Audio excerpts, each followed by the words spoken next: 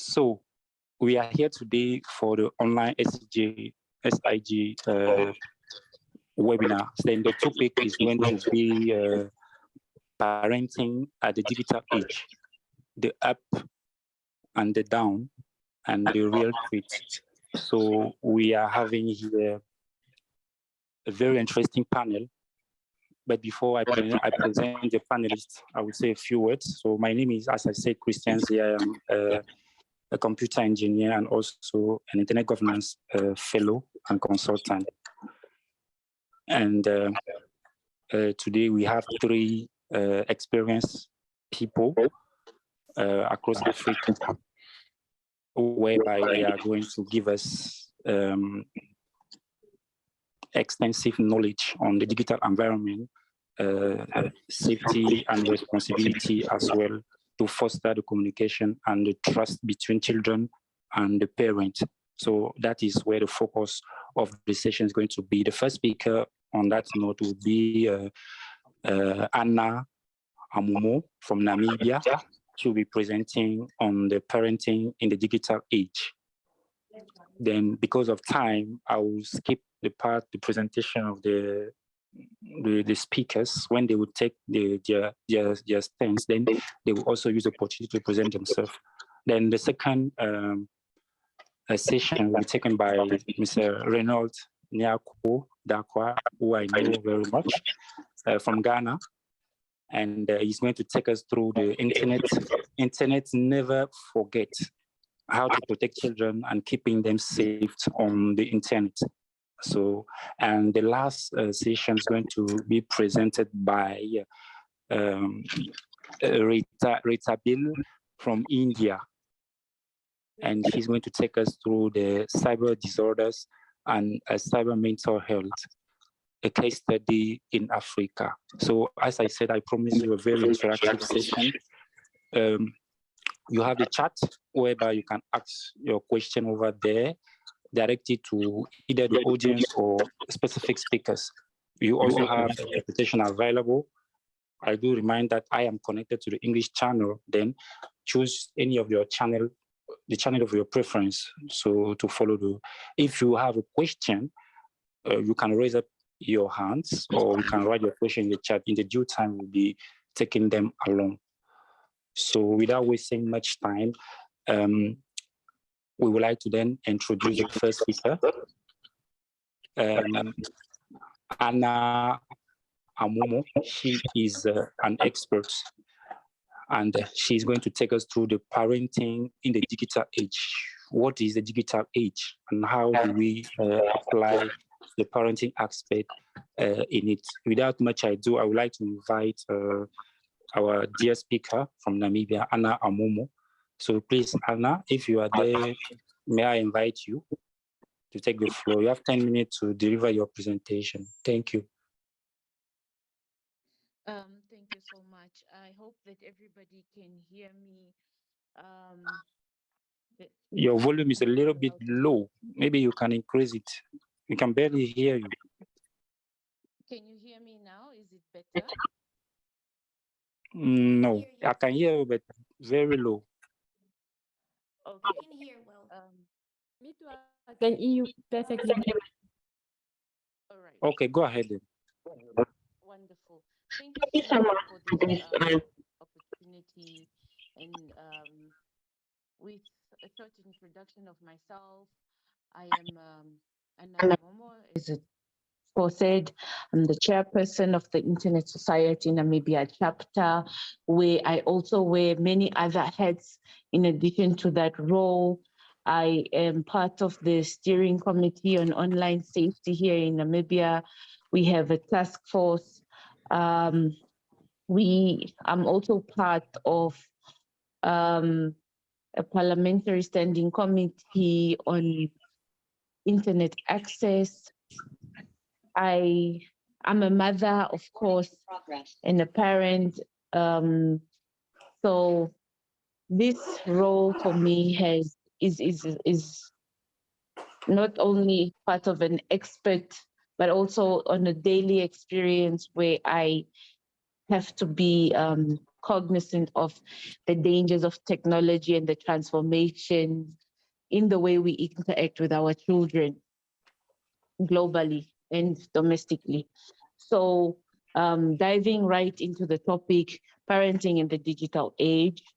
Although there are many benefits to technology, really, aspects of mobile applications, e-learning, and also having to prove as a means of opportunity, I believe that there's also some negative aspects of well-being to the internet, which negatively affect the individual in terms of devices, as well in terms of mental well-being. At this point, it's a matter of understanding that when it comes to parenting, there are so many different styles that parenting takes up, and identifying who the parent is. In Africa, there's this saying, it's an African proverb where they say that it takes a village to raise a child, which is very true. That is why parents, biological parents and caregivers, teachers and educators, as well as social workers, industry leaders, decision makers, and politicians now play a more vital role in the parenting aspect, specifically for the digital world, because it transcends into areas of digital identity, digital citizenships, as well as being able to have a digital education. So the information technology and parenting now go hand in hand also. So being part of the space, we have to be cognizant and acknowledge the fact that together we can have a safer internet. The issues that we also need to tackle primarily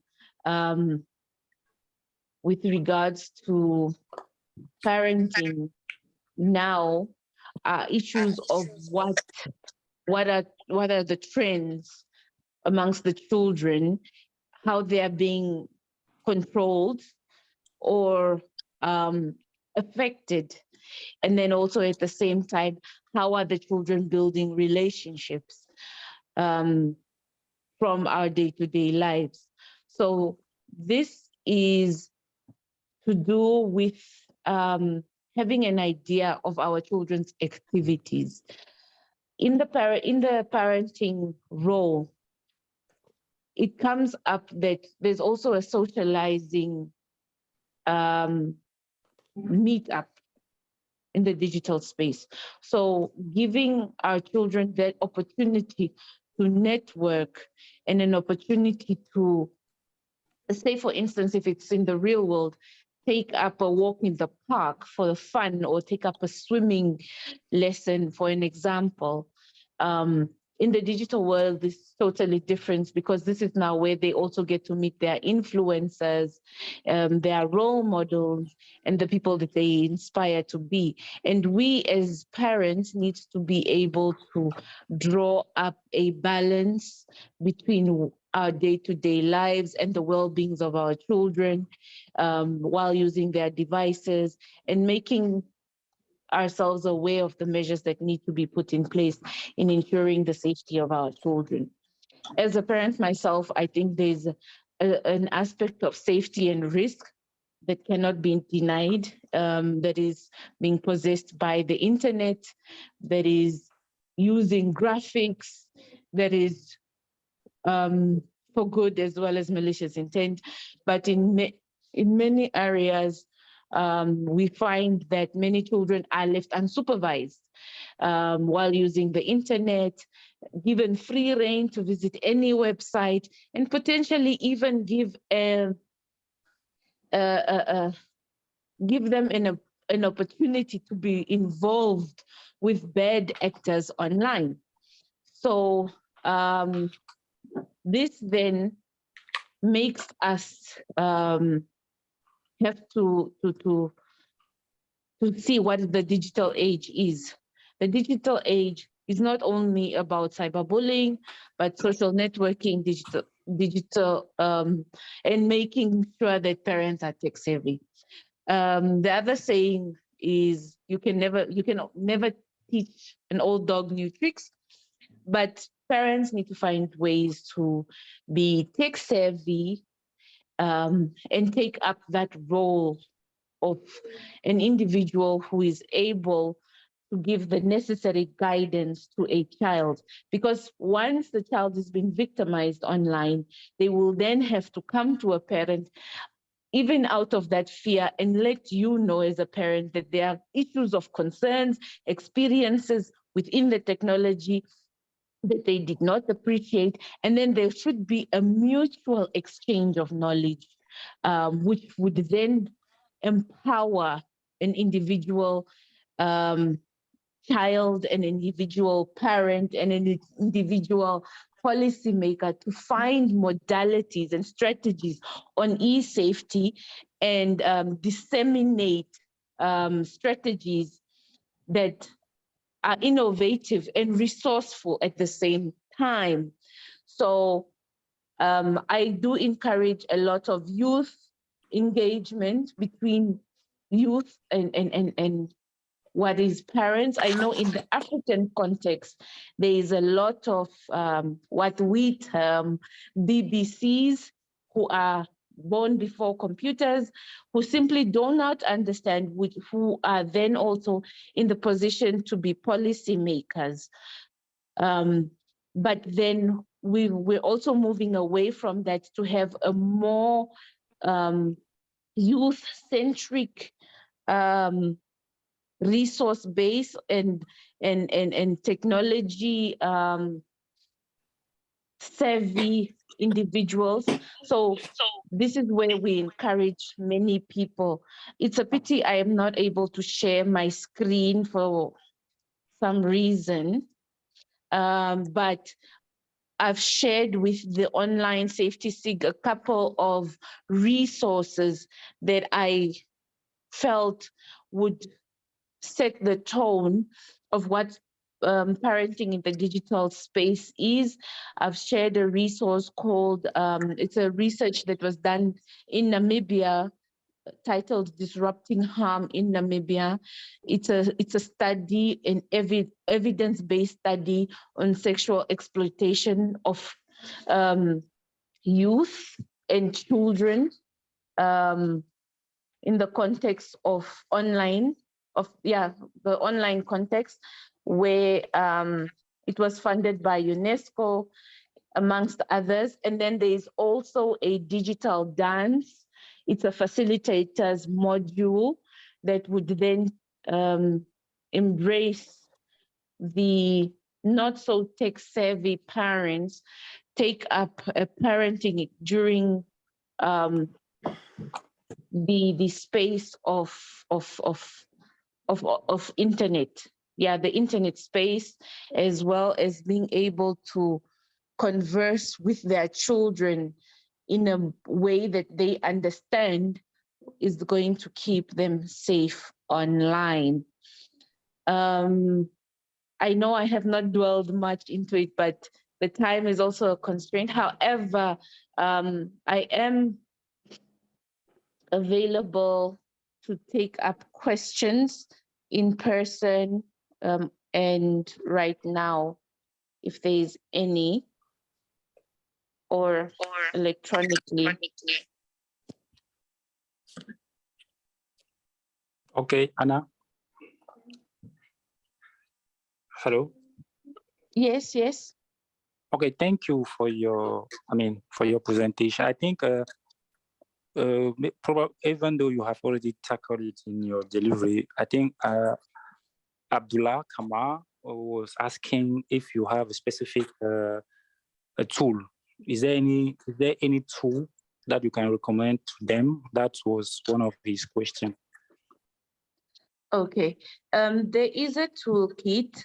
I've shared it with the members of the SIG just because I found it difficult even my presentation is there, because I send it prior. So the toolkit is the digital dance that I have shared prior. I can possibly try to see if I can share it in the chat as well. So that it's a guide. It's a guide for parents to look at, and a series of workshops that can also be carried out on an individual and on a community basis, where you get a couple of parents together and decide whether you're going to do a week-long session or a month-long session on exactly how to be able to become tech savvy yourself and handle parenting in the digital space, primarily looking at issues of cyberbullying, social networking, digital identity, and being tech savvy. But at the same time, we also do, if you look within it, you'll find how to take some time out on the internet, encouraging children to take up more physical activity, and also how the technology helps to transform the children to be more interactive for their benefit on social media, as well as other platforms on a global scale. So the benefits of this obviously would include the apps and some other websites that are available.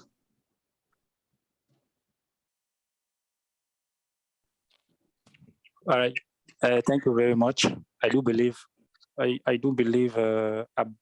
Abdullah is very much satisfied by your answer. So what we can retain for your session is you mentioned some of the things as the guide that you and your team have been working on, and you are calling on all the parents to be aware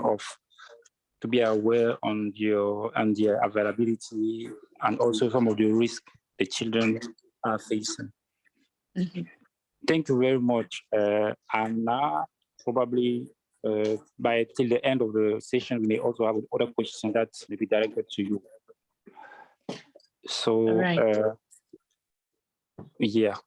So, our next presentations now goes back. I think there's a hand up. Goes back to Ghana. He is a professional in cybersecurity.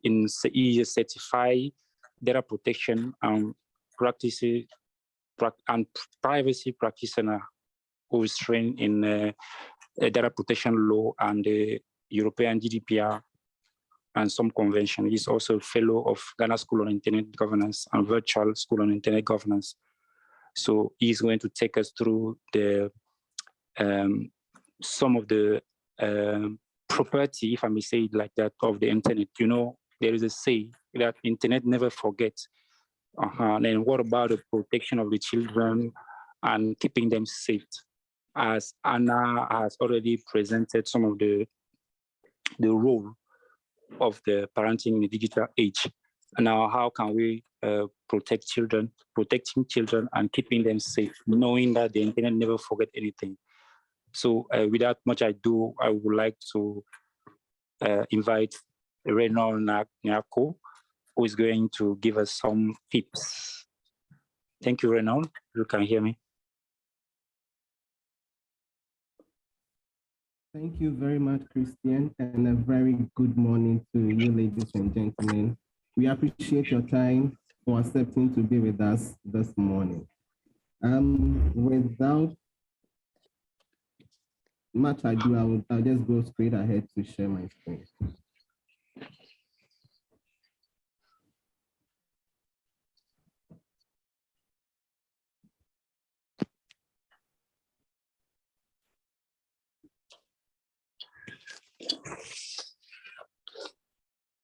Kindly let me know if you are able to see my screen. Yes, please. All right, thank you so much. Yes, so the issue about children accessing the internet is a very worrying issue, I mean, to me. And I have taken great interest in helping to sanitize this space, I mean, on online spaces.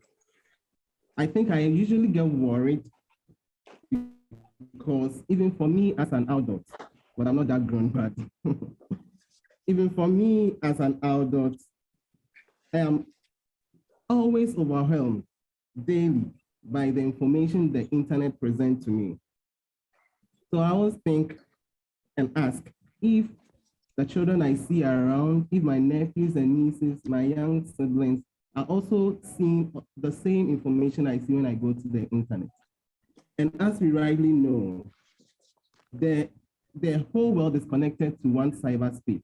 We don't have demarcations for the internet where children can only access some content and then adults can also access some content. We are all connected to one cyberspace, which actually means that everybody can access everything at any point in time, so far as they have the connectivity. And this should get us worried as parents, as guardians. As in, if your child gets to see what you also see on the internet, you should be worried. You should be worried. Everyday usage of the internet, I wouldn't want to be delivered on this one. There are a number of things that we do with the internet daily. Just as we know, education, banking, broadcasting, entertainment, telecommuting, gaming, and all these things. Yes.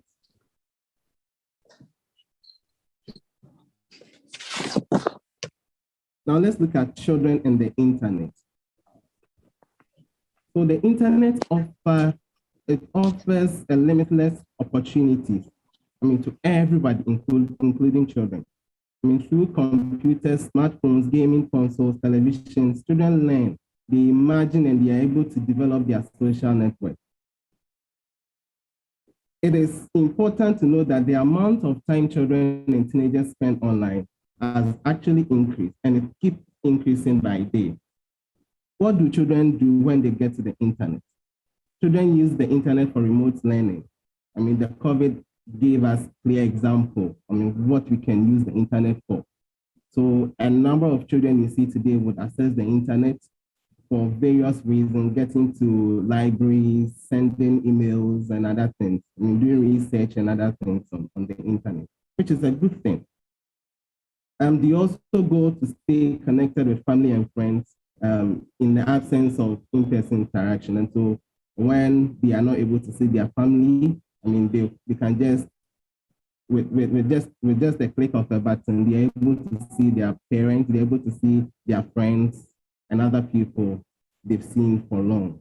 And entertainment. And so as we know, the internet has a number of content that really entertain us. And it's a good thing too. So children would usually go to the internet for some of these reasons. Let's look at privacy regulations and children's personal information. Coming from the data protection and privacy perspective, children's information, their information is considered as sensitive information. In most of data protection and privacy regulations, we see this under special category of personal data. It is considered as special category because for you to process such information, including children's data, you need you need another layer of security or measures to protect that information. It's not only about data, it's not only children's information, but there are other information which is categorized as special category of personal data. So we are looking at children's information being categorized as sensitive information or being under the special category of personal data. And we are saying that for you to process any data that is considered as sensitive or falling under the special category of personal data, you should have an additional layer of protection for that data. You should have a lawful basis of processing. Lawful basis is what gives you that power to process that data. You should have a lawful basis for processing. You should have extra layer of security controls. And so if you are just putting in place mechanisms to protect data anyhow, when it comes to sensitive data, you should go an extra higher, if I should say, to make sure that the data is really secure. You should perform a data protection impact assessment to know the risks that are associated with that data, what you can do to mitigate that information, and a number of things. And so it is important that if you are processing any information of this nature, you have to consider some of these things. A research was done by UNICEF 2019, and it's looking at how children access information on the internet, and this is by age. And if you look at this, it tells us that children between the ages of 9 to 11 have access to the internet. If you look at the graphical representation for Ghana, we are looking at a number higher than 20% of children between the ages of 9 to 11 having access to internet, being able to do activities on the internet. You can talk about South Africa also going above 20%. And this is a representation. So averagely, on the African continent, we should be looking at around that children between the ages of 11, about 20% of them do have access to internet connectivity. For children between 12 and 14 years, there are, for Ghana, I'm using Ghana and then South Africa to give the African representation. We can talk about a number higher than 30%.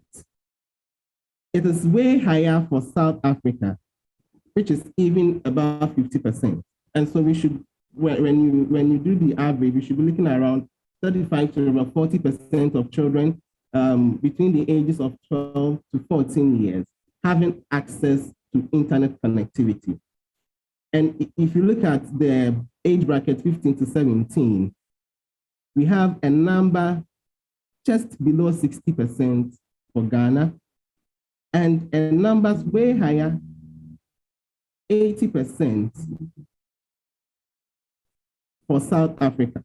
And we can attest to this fact that, I mean, children from the ages of 15, a number of them do have access to smartphones, they have access to computers in their houses, and they're able to access the internet.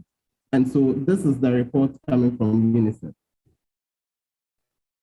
Unfortunately, looking at the rate at which children have access to the internet, when UNICEF surveyed the number of children who are able to verify the truth of information, I mean, when they are online, children who are able to know what they are doing online, if you look at the statistics, for Ghana, 60% and more do not know how to verify a true information when they are on the internet. That is for Ghana. In the previous graph, we looked at the rate at which children have access to the internet, and children as low as 9 do have access to the internet. Now, about 60 of them, I mean, more than 60 of them can't verify, they can't tell if whatever they are accessing is true or otherwise. It's a bit lower for South Africa. I mean, 55% for South Africa. And so this should get us worried that if children are able to get access to the internet at that high speed, and they are not able to indicate when they are accessing the information they are assessing as to if it is something right or otherwise, then we should get worried. I say this is a big issue. I'm moving to the parents, that most parents do teach their children not to talk with strangers, not to open the door if they are home alone, not to give out information on telephone to unknown callers and others. This is something that we all do. I mean, in our houses, that we have to put some measures in place that children will know the people they interact with, even physically. Most parents also monitor where their children go, who they go out with, the kind of TV shows, the books that they read, the magazines that they are exposed to. Unfortunately, many parents do not realize the same level of guidance and supervision when should be meted to children when they are accessing the internet. And this is also a worrying issue, that if we are able to put some controls and mechanisms in place to allow to let our children know the kind of people they interact with physically, why are we not able to put same measures or even more when they are accessing the internet, where the internet is even on a bigger stage with physical contact? I mean, you know who the person is going out with. You are able to see the things physically. You're able to see the books they are reading. What about the internet? That should give us some headache. Let's look at the dangers associated. The rates of privacy. I always rate privacy first, because a lot of things are happening on the internet. A lot of information are being channeled out. Children don't even know how the information gets there. And at some point, I would also blame parents. I don't know what happens in other parts of the world, but it's a trend that we see. There is a term called share renting, that parents share information of their children online, right from the time that they give birth to maybe a time where the person is grown. Whatever activity that happens with the child, parents will take pictures, they will do videos, they would share on the internet for people to see without taking into consideration what could be the impact. I've read some lawsuits that children, I think one in Australia, who has sued their parent for putting information about them on the internet when they were young. I think this should be something that we should applaud, so that parents would know the kind of information they put out and at what point in time. Cyberbullying is on the extreme. Sexual exploitation, we are not doing well on time. Sexual exploitation and abuse, hate speech, social peer pressure, impersonation, identity theft, and internet addiction. These are the dangers that children are likely to face when they access the internet wrongly. And it's not only about the accessing, but also when information about them gets to the internet wrongly. So how do we protect our children to make sure that they are safe on the internet? These are more technical, that you set up an internet filtering to ensure that it's not every website that the child can access. You can block some website depending on how you have configured your internet settings in your house. But the truth of the matter is that, as Anna rightly indicated, in most cases, the children are even savvy on internet more than the parents and guardians. The things that the children are able to do with the internet, parents don't even know that there are some, the internet gives that opportunity to perform some of those activities, but children are able to do that. And so if you want to filter your child's website and other things, know that they might also know how to work around it. But for me, personally, I would always advocate that children, parents would get involved in their children's online presence. They have to make sure that they are part and parcel of what actually happens with children. To create that synergies between children and their parents. I think that is the right way to go, because the internet offers us a lot of opportunities, and you don't want to limit your child accessing the internet so that they are not able to get these opportunities.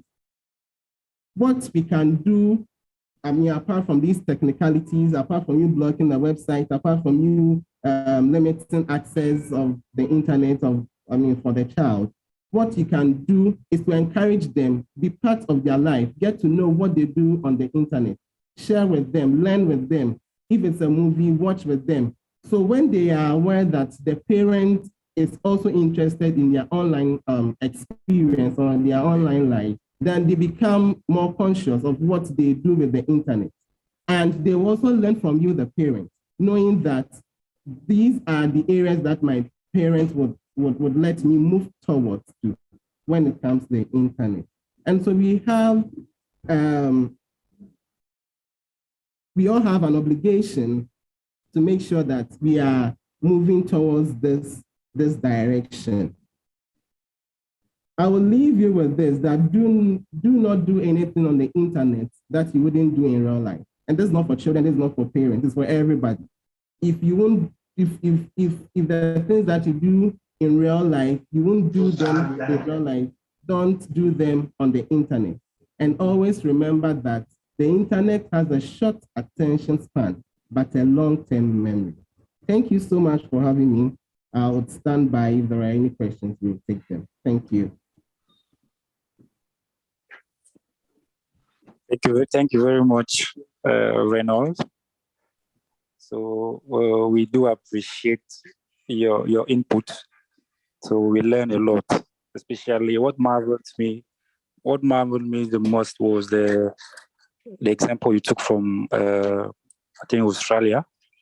I think that one was very great, and I think you have outlined a lot of danger that children may be exposed to, and the reason the parents should also be involved in their children activities online. The encouragement, I mean, it is a day-to-day activities and projects. It's not a one-time deal. So we thank you so much. On the chat, we can't see any question direct to you, but I promise by the end, you'll be having one at least. So, but I think we have one comment on the internet. Somebody saying that I was reading today that the advent of AI and deep fake means that making photo public has a whole new level of risk. Maybe while you are thinking of that comment, we will give the floor to our next presenter so that he can also deliver. And the next presenter is going to be Rethabile Chefe. I hope I pronounced well. If not, forgive me, from India. She's going to give us, to deliver on the topic, cyber disorder and cyber mental health, a case study in Africa. She's a researcher for the Global Foundation for Cyber Study and Research, USA. And without much ado, Rethabile, if you are here, maybe you have the floor to educate us. Hi, everyone. Thank you so much for having me. But quick question, can you all hear me? Because my audio is a bit low. We can hear you very well. Very well. Okay, thank you so much. So before I start, can I just quickly correct that I'm not from India. I just published, my research paper was published in India, but I'm in Lesotho, and I am a member of Internet Society chapter in Lesotho. So yes, the topic I'll be talking about today is cyber mental health and cyber disorders. So the way I like to explain it without complicating things is, as we all know, that the internet is a world of its own, whereby real life issues are easily translated online. For instance, when one becomes part of the online community, they set up their profile that includes your name, surname, country, neighborhood, phone number, or email address.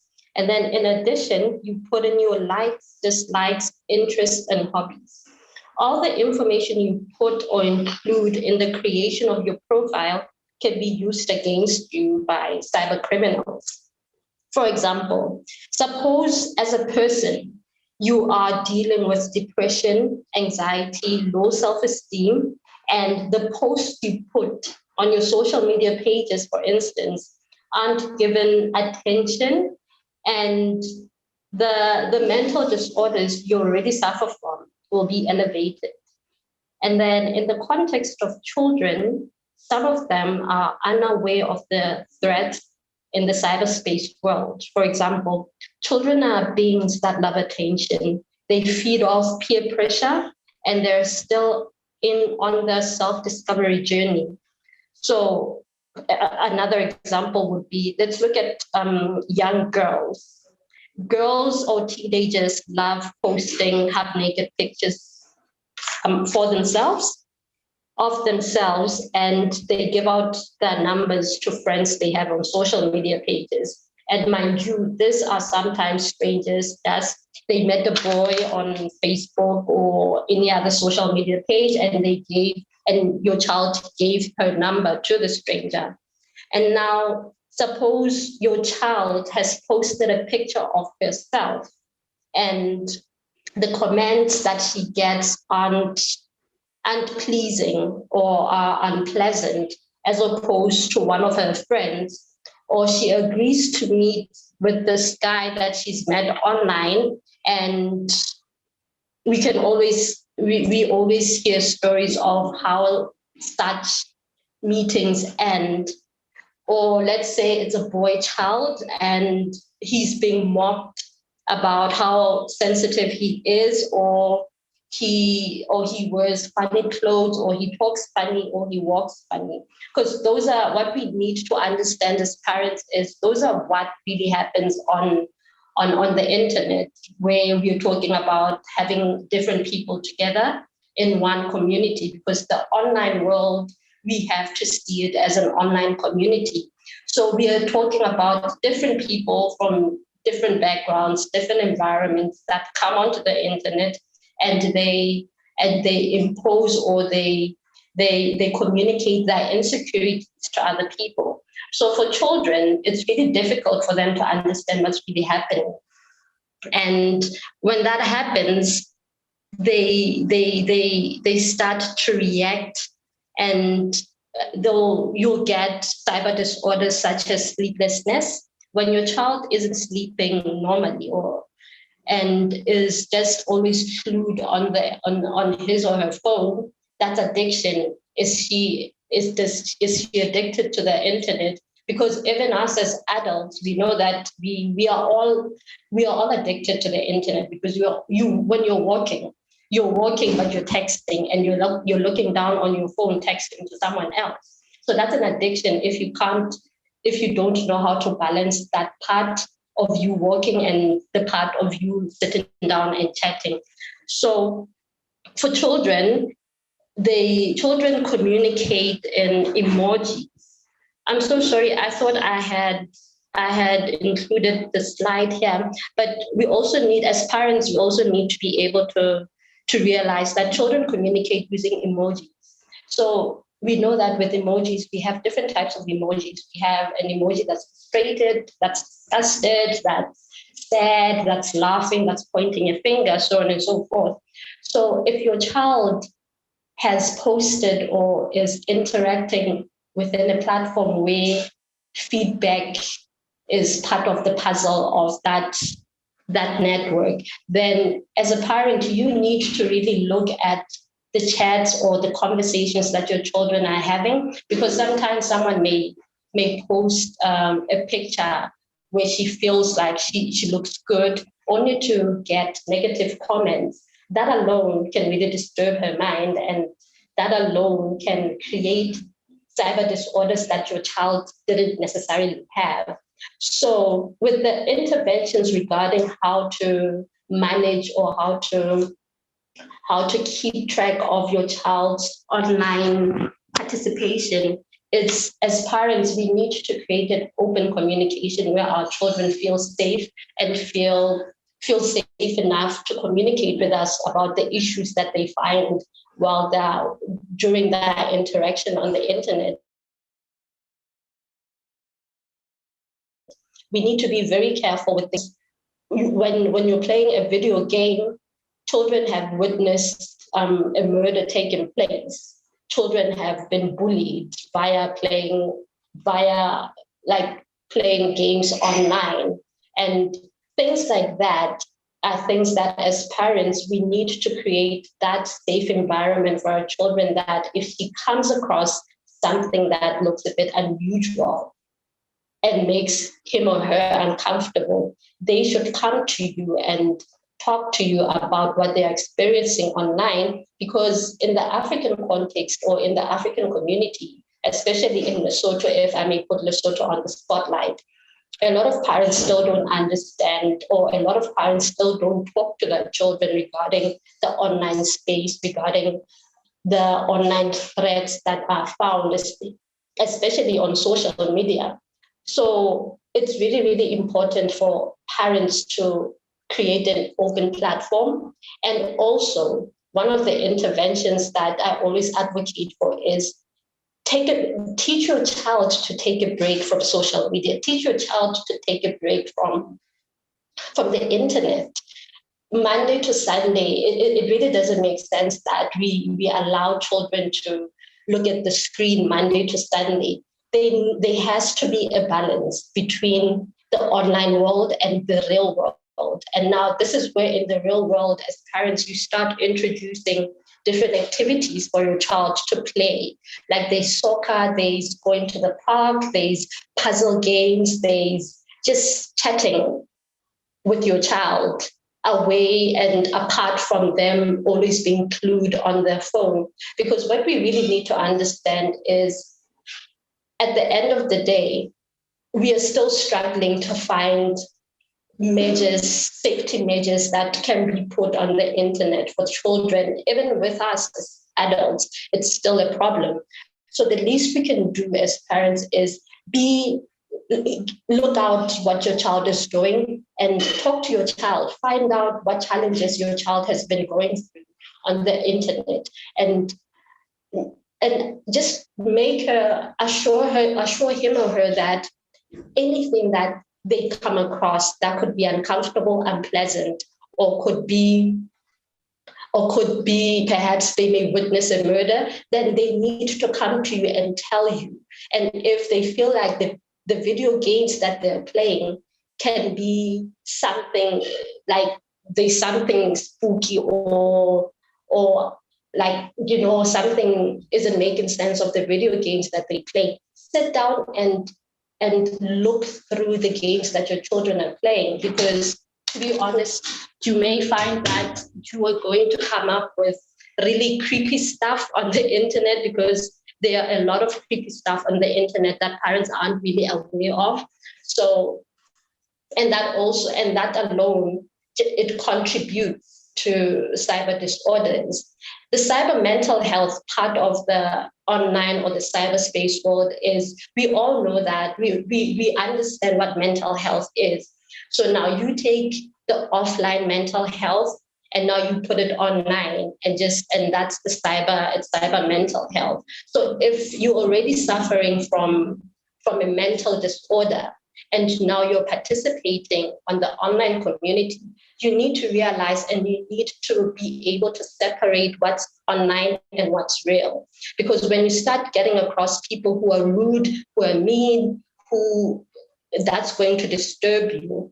I think in October, I hosted a cyber mental health and cyber disorder discussion with American Corner.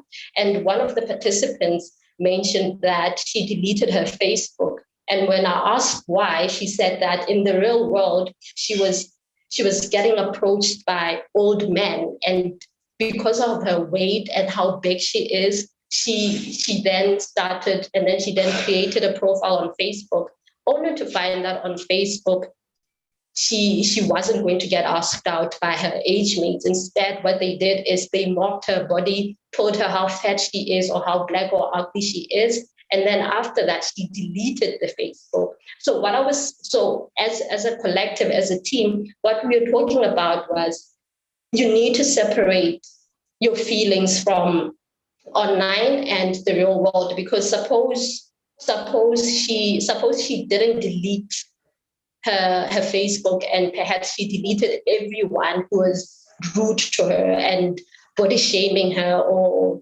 hate speech, suppose she deleted those people, she would have still been on Facebook.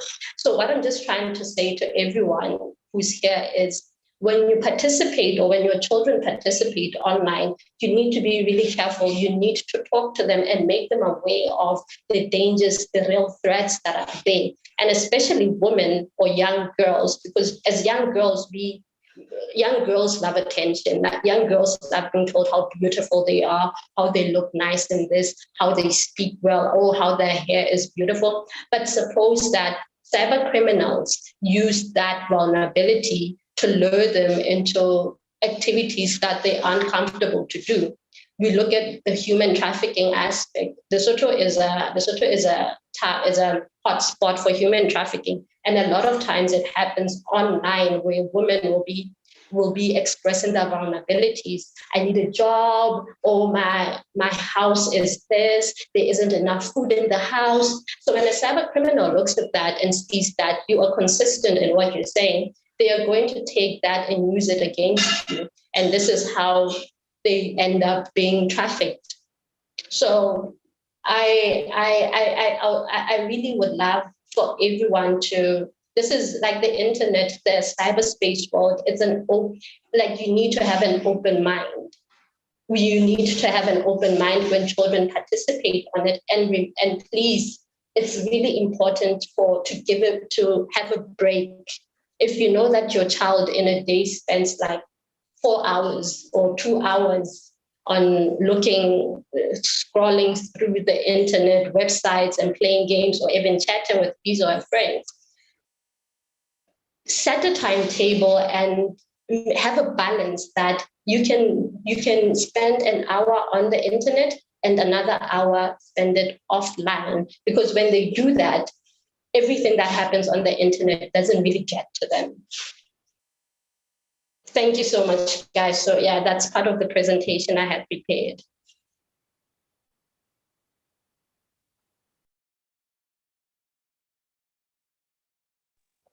Fantastic. Yes. I don't know exactly how to pronounce your name. Rethabile. Please, can you remind us how we pronounce your name?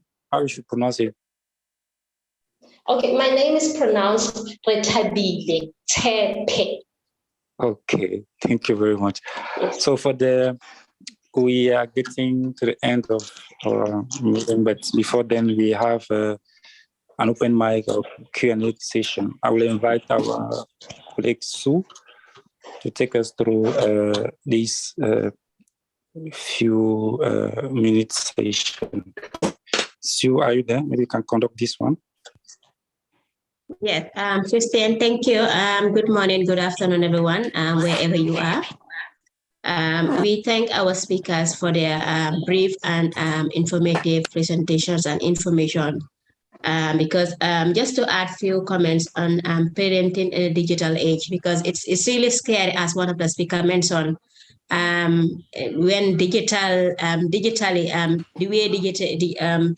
technology is evolving. I mean, actually, it's moving very fast, and surprisingly, children are actually more smarter than sometimes their parents. So there is a lot of challenges, parents who don't have a clue on digital or how to monitor, control their children in the digital age, take responsibility of what is happening, especially the things that are affecting their children. But nonetheless, it's it's a collaborative measure that everyone has a role to play, and we all have to work together to make sure they're protected and they're safe online. So basically, I would just go back to the floor, and then we open some questions and answers. If anyone wants to have specific question for the speakers, you just raise your hand, and then we'll give you the floor, and then we move it. Currently, I don't see any hands raised. Let me just check. Yes, I have. That's the co-host. Anna, do you really want to come back? Okay, yes, just go ahead. Yes, so I would like to thank the fellow speakers, especially Rethabile, where she spoke about the mental aspects. One of the things that I really have experienced in as a parent and being in a platform where we encourage other parents as well, many parents, specifically African parents, do not understand the mental aspects of what our children are going through. So it is imperative that when a child speaks, to say that they feel they are under pressure to achieve, and we do not see the physical pressure of that. We need to explore other aspects. We need to be able to be knowledgeable to what is happening online with our children. That's I also wish to encourage once more for parents to be in a platform where they themselves understand the technology, understand social media, and come to grips with the way their child is interacting. This it's a word that identifies digital citizens.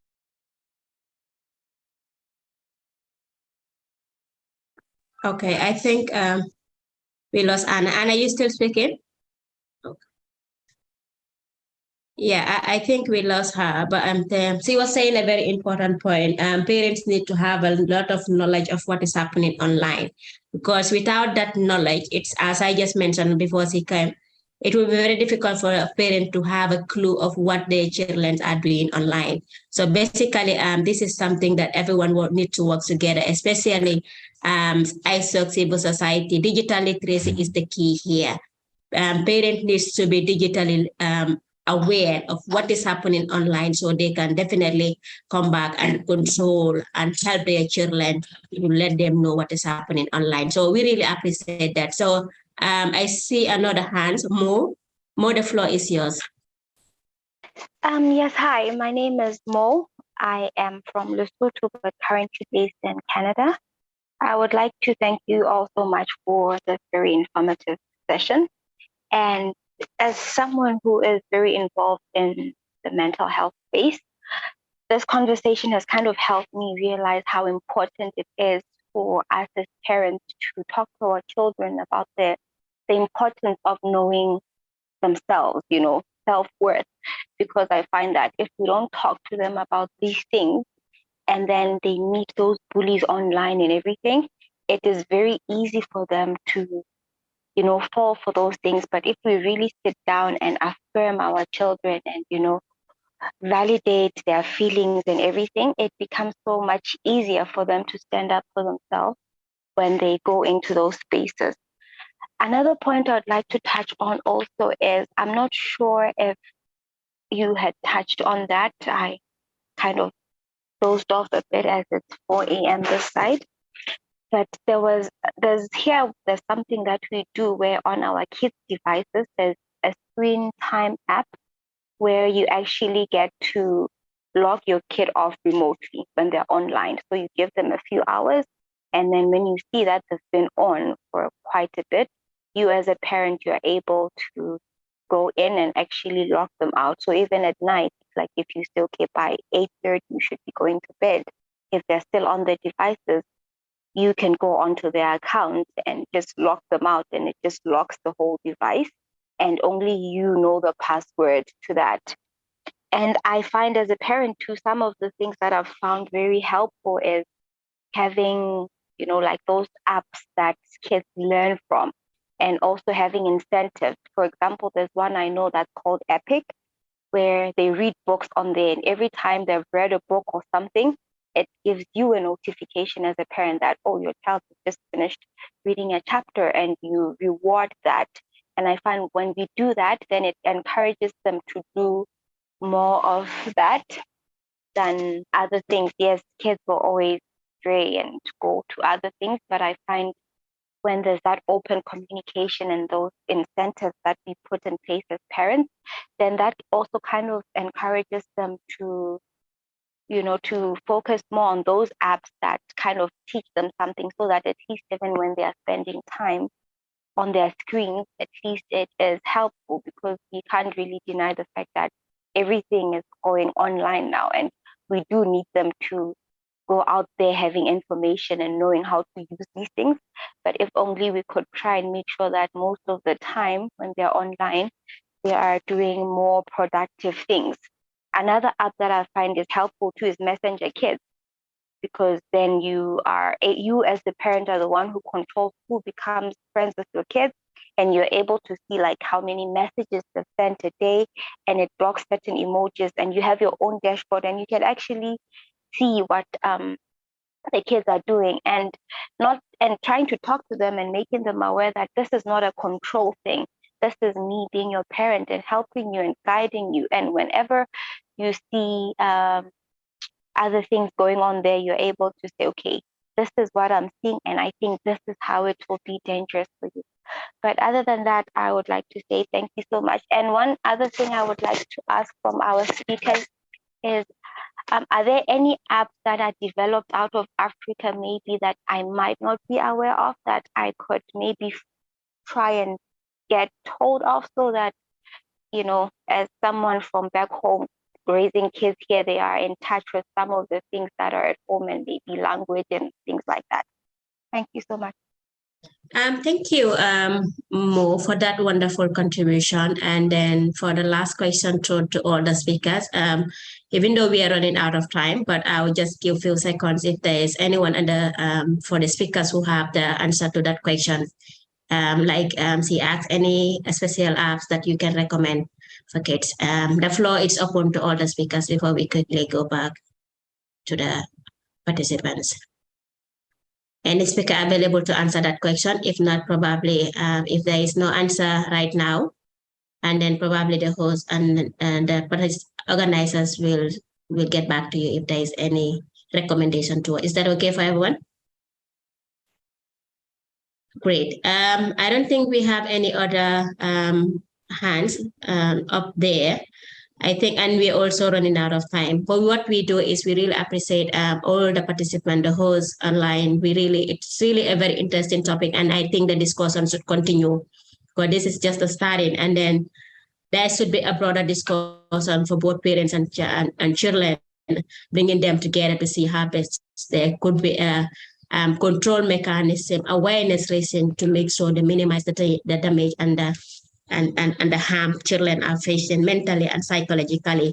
So I will definitely hand over to Magali as the chair of this committee to probably give a closing remark for this session today. And then thank you, everyone.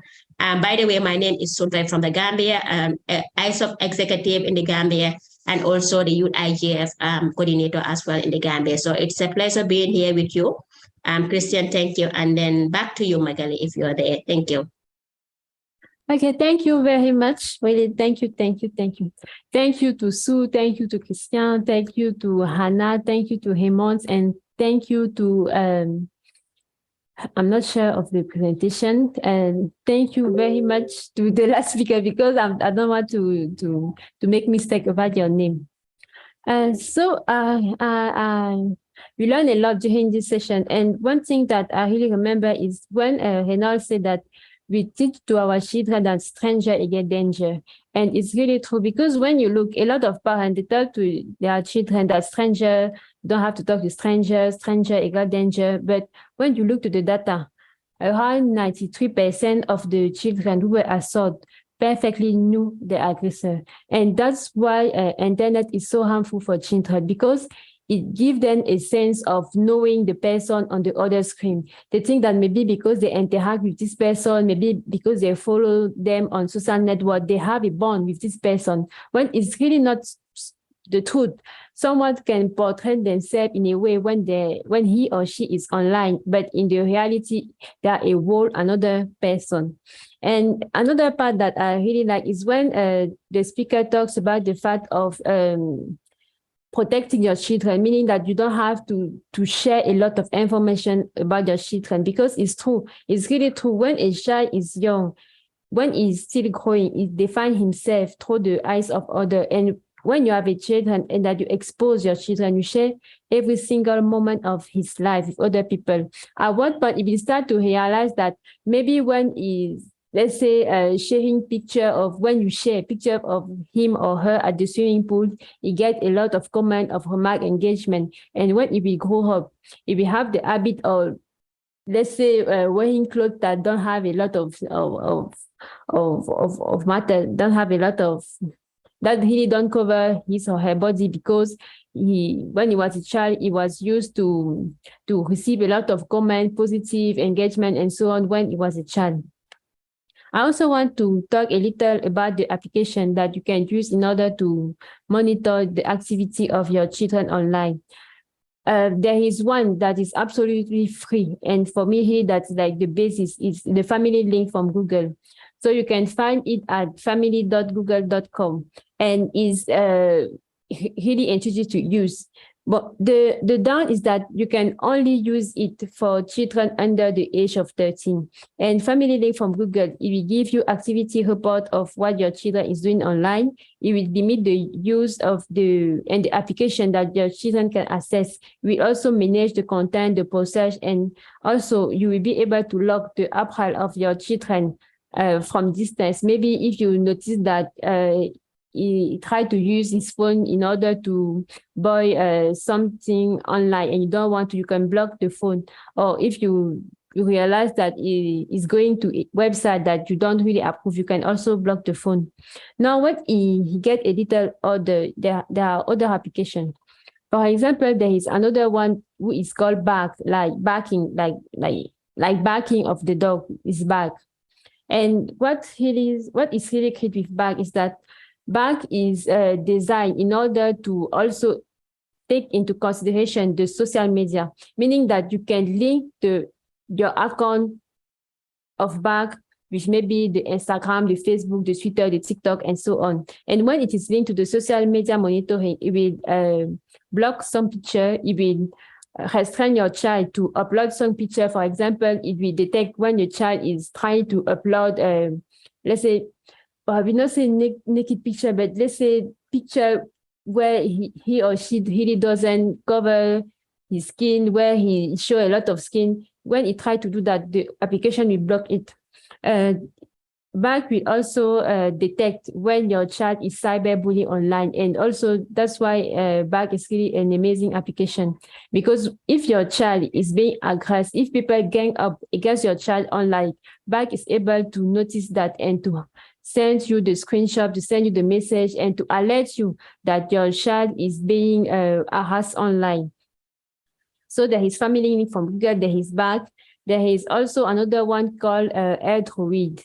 AirDroid is really a good parental control application. You have the classic, you can have the activity report, you limit the use, the application, the website, you manage the content, the push search, you can log the appareil. You can also track the localization of your children using the application. And finally, you can also look to the side of the antivirus, because I think a lot of antivirus also promote children's safety through application. So, for example, you have, I know for a fact that Norton also have an application that that is used in order to keep children safe online. And I think Kaspersky too. So there was really my input on the application that you can use on the internet to use to protect your children. But I'm sure that, like you have heard it, Mrs. Rethabile, Mrs. Hannah, and Sir Raynolds have already give you a lot of useful information on how to protect your child online. As I mentioned in the chat box, as soon as the webinar ends, I will send you through email all the document that was sent to me from the speaker. So you will receive the document mentioned by Mrs. Anna, you will receive the presentation of Mrs. Rethabile, you will also receive the presentation of Sir Raynolds. And I will have in the email the different application that I'm just present to you. So the family link from Google, the back, the entry, the Norton, the Kaspersky, and I will also send them the link in order to download this application or install those websites. So here, that's what all, and I hope that you enjoy this session. I hope that you learn a lot during this session. And if you have any comment, question, suggestions, really feel free to get in contact with the Online Safety SIG at the email address that we send you the email when I will end the webinar. So that's what all for us. And really thank you again for being there and for making this moment unique. Have a nice day.